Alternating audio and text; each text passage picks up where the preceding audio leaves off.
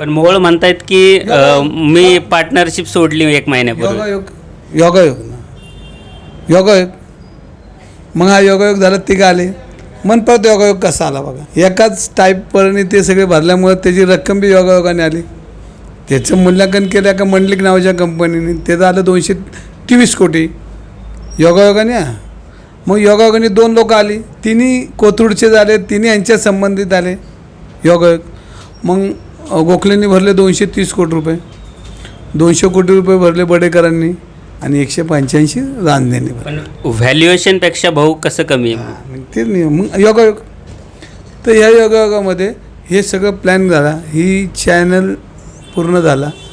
मग धर्मद आयुक्ताकडे हे सगळं प्रकरण गेलं योगायोगाने. मग धर्मद आयुक्ताला हेच कळलं नाही. 3 टेंडर आले, जर त्याचं मूल्यांकन 223 कोटी रुपये झालं असेल तर 200 कोटीवाला 100 185 हे 5 झाले योगायोग, 5 झाले, राहिला एकच.